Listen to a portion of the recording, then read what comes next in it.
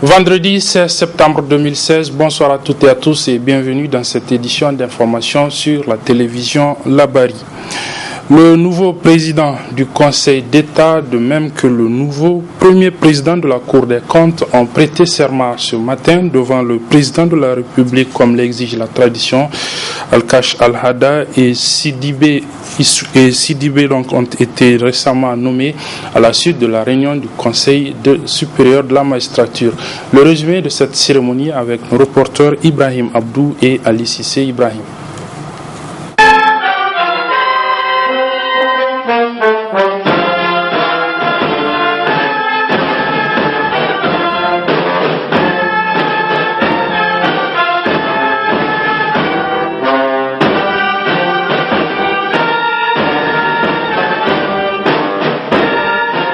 L'exécution de l'hymne national de notre pays a été le point de départ de cette cérémonie où le premier président du Conseil d'État et le premier président de la Cour des comptes nommés par décret présidentiel ont prêté serment.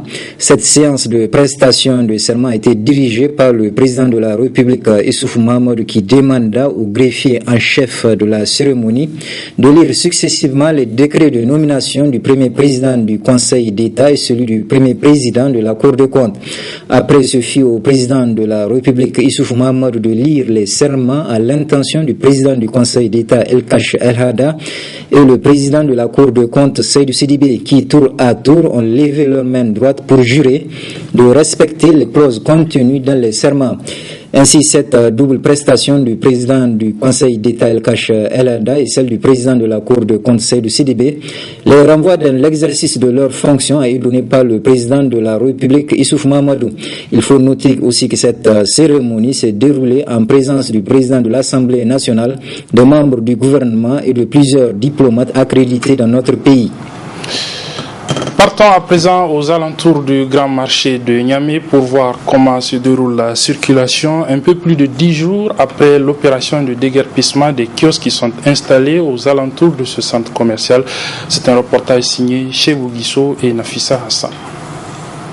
La fluidité de la circulation routière est évidente aux alentours du grand marché. Elle fait suite à l'opération de déguerpissement des kiosques aux abords de ce centre commercial. Les usagers, eux, en font leur appréciation. Avant, dès que tu stationnes, les policiers viennent te prendre de force tes papiers. Ce qu'on a déguerpi, on ne peut que leur souhaiter que Dieu leur fasse un meilleur choix que là où ils ont été déguerpis. Mais vraiment, maintenant, la voie est dégagée, nous ne pouvons que remercier Dieu.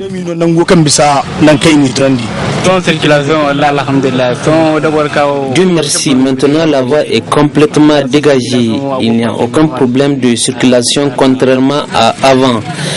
Tu peux venir, tu peux rouler tranquillement sans embouteillage aucun. La circulation maintenant, elle est moins dérangeante comme auparavant. Vraiment, c'est un travail qu'on a fait, si bien qu'on a fait des mal aux gens. Mais vraiment, c'est un bon travail parce que de la manière que j'ai vu, le parking est bien respecté et la circulation elle est fluide. Il n'y a pas d'encombrement, tout se passe bien. La voie étant complètement dégagée avec l'excès de vitesse, on n'est pas loin des cas d'accident. Et à la police de veiller parce que c'est aux alentours du marché, il y a aussi les piétons qu'il faut respecter. Donc de ce fait, c'est la police qui devrait veiller à la circulation pour qu'on puisse éviter certains accidents.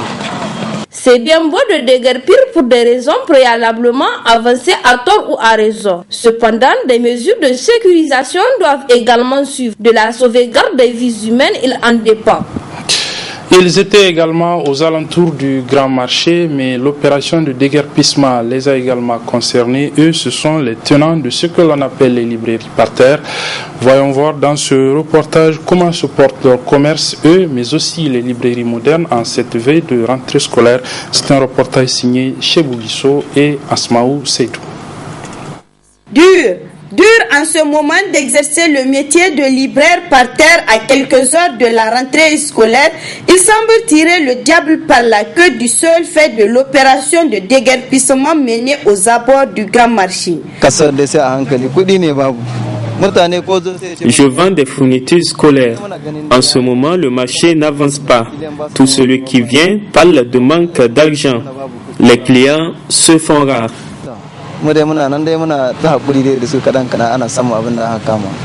Pourtant, dans les librairies dites modernes, on se frotte les mains. Et depuis le début de la rentrée, les clients viennent. Il est évident que c'est maintenant qu'un certain nombre et un grand nombre de clients découvrent la librairie à cause de la diversité de ses fournitures. Quant aux clients, même si comparaison n'étant pas raison, ils trouvent les prix abordables contrairement à l'année passée. À la veille de la rentrée, vraiment les prix sont abordables, un peu abordables. Je veux dire par rapport à l'année passée. J'ai trouvé toutes les fournitures, mais il me manque un. Je vais chercher dans le marché. J'espère l'avoir.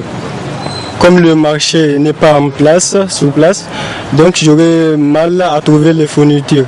Et maintenant, à ma grande surprise, j'ai trouvé vraiment les fournitures nécessaires pour la rentrée. Par rapport à l'année passée, vraiment c'est abordable. Parce que la personne ne veut pas garder le livre. Lui, il n'a même pas là où il va s'asseoir.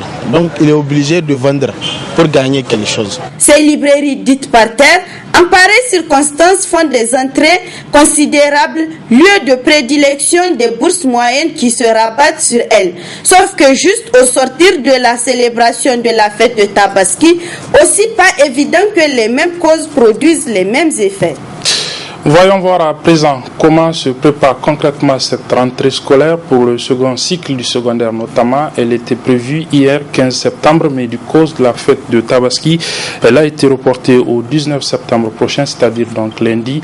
Une équipe de la radio et télévision Labari est allée dans les établissements secondaires du public comme du privé pour voir l'état des préparatifs. L'équipe est composée de Halilou Brema et Michel Deji. C'est la dernière ligne droite dans le cadre des préparatifs de cette rentrée.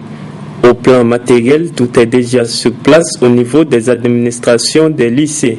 Lycée Issa Korombe, nous pouvons dire que nous sommes prêts pour la rentrée, et d'autant plus que le gouvernement nous a donné le matériel nécessaire. Donc conformément aux années antérieures, chaque élève recevra le kit scolaire qui est composé de cahiers de 300, 200 et de cahiers de 100 pages, en plus de l'ensemble géométrique et le bloc de feuilles de copie pour les compositions, ainsi que les bics rouges et les bics bleus. Et tout de suite, nous avons tenu une réunion avec l'ensemble des professeurs du lycée Issa Korombe. Nous avons parlé des résultats du baccalauréat de l'année passée. Nous avons discuté des insuffisances et des améliorations qu'il faut amener au niveau de l'établissement pour qu'on puisse aller de l'avant.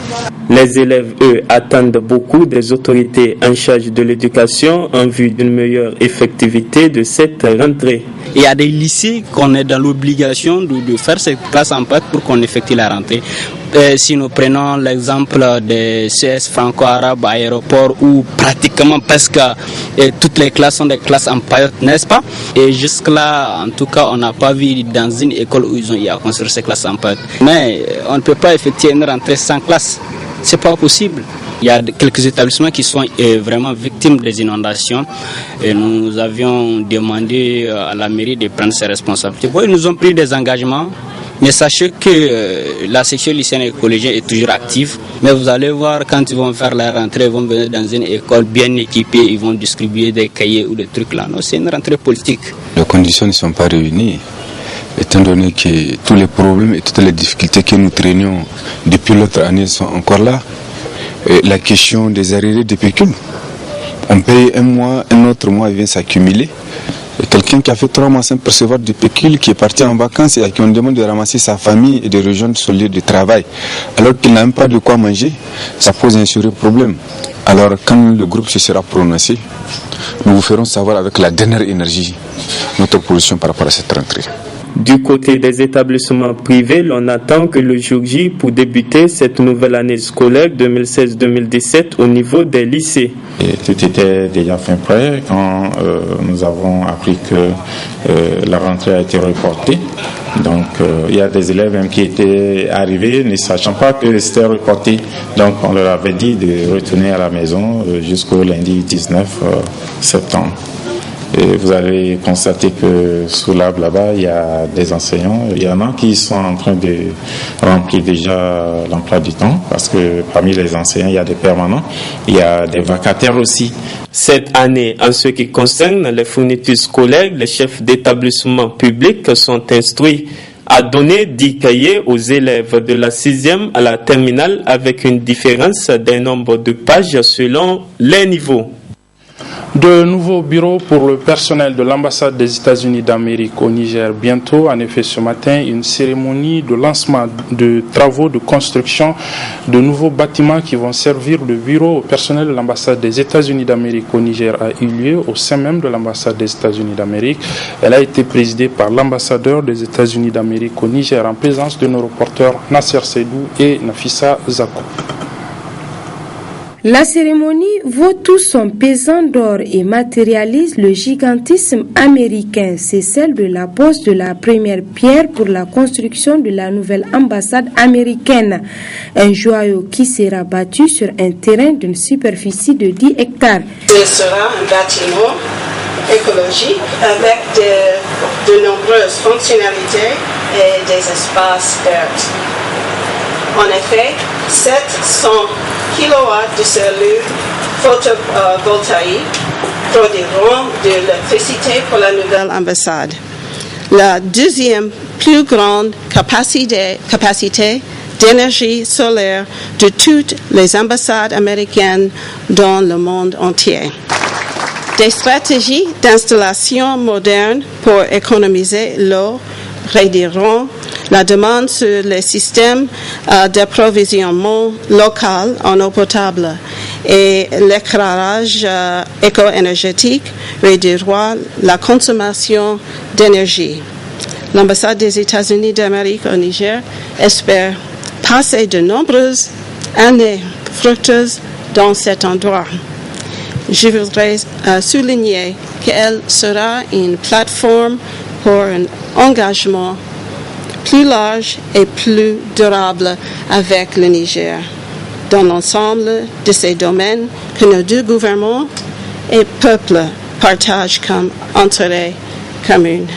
Opportunité saisie par la première diplomate des États-Unis au Niger de louer l'excellence des relations qui lient son pays au Niger. Le gouvernement des États-Unis et celui du Niger collaboreront étroitement dans des domaines en dehors de celui de la coopération sécuritaire, tels que l'amélioration de la vie des femmes et des enfants, la sécurité alimentaire, la promotion de la croissance économique et le développement et le renforcement des institutions démocratiques. Cette année, nous nous félicitons du lancement du Millennium Challenge Corporation Compact, ou MCC, avec le Niger. Ce projet, d'une durée de 5 ans, visant à améliorer la capacité d'irrigation et des infrastructures connexes du Niger, vise aussi à réduire la pauvreté et à stimuler la croissance économique. Gageons que jusqu'à 3 millions de Nigériens profiteront directement ou indirectement du MCC Compact. Le coup d'envoi conjointe des travaux donnés par l'ambassadeur des USA et les autorités nigériennes marque le démarrage de ce projet gigantesque. Bon à savoir, dans le cadre de ce projet de construction, la main-d'œuvre locale sera fortement utilisée.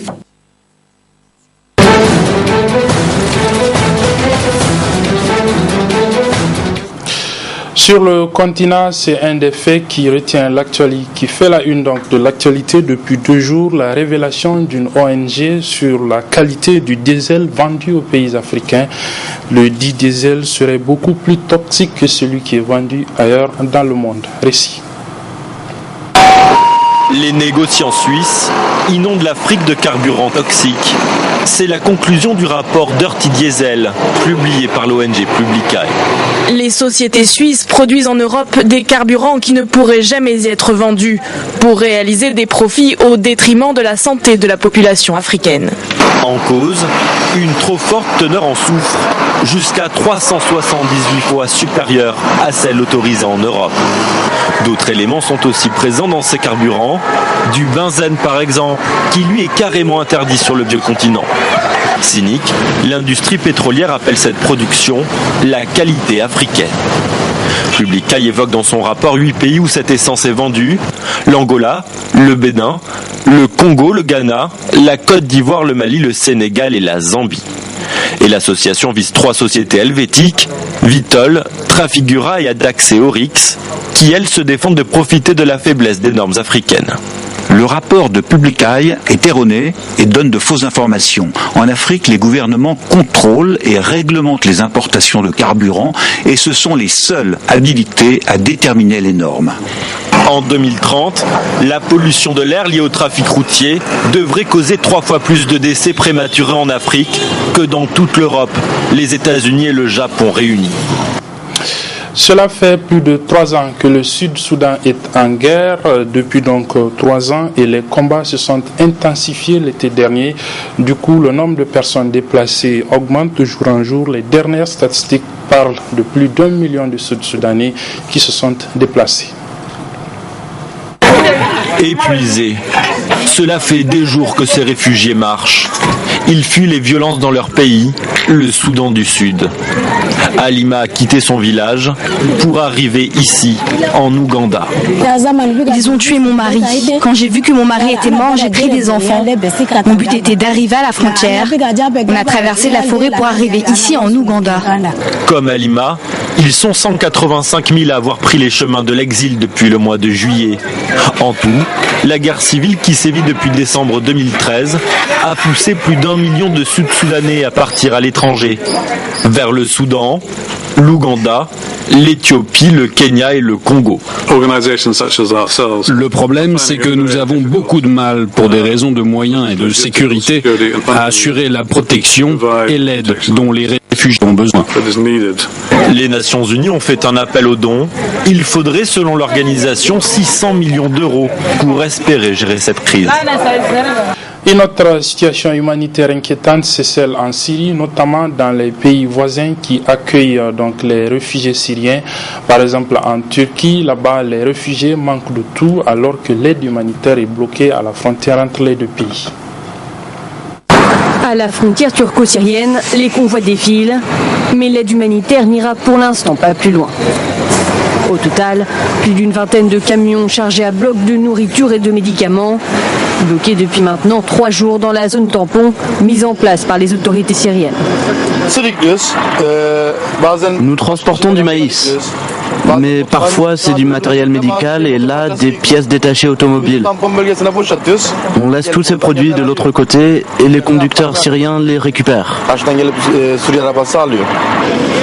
Des stocks capables selon l'ONU de nourrir près de 80 000 personnes pendant un mois et qui se font désespérément attendre. Pour accéder aux quartiers assiégés à l'est d'Alep, principal front du conflit, les Nations Unies attendent toujours la démilitarisation d'une route clé, celle dite du Castello. Les conditions pour que le passage des convois soit entièrement sécurisé n'ont pas encore été remplies. Et nous n'avons pas reçu pour l'instant d'autorisation. Nous savons que 25 millions de personnes à l'est d'Alep ont potentiellement besoin d'aide. Cela est très frustrant. Nous savons que le monde nous regarde. Pour débloquer la situation, la Russie s'est dite prête à user de son influence auprès du régime syrien. Elle demande en échange aux États-Unis de faire de même auprès des rebelles accusés de violer la trêve. Un cessez-le-feu fragile que Moscou et Washington peinent à mettre en application. Ce vendredi, plusieurs civils ont été tués lors de violents combats du côté de Damas ainsi que dans le nord et le sud-est du pays. C'est la fin de cette édition, mesdames, messieurs. Merci de l'avoir suivi. Merci également aux équipes techniques et rédactionnelles qui m'ont aidé à vous la présenter. Les programmes se poursuivent sur la télévision Labari.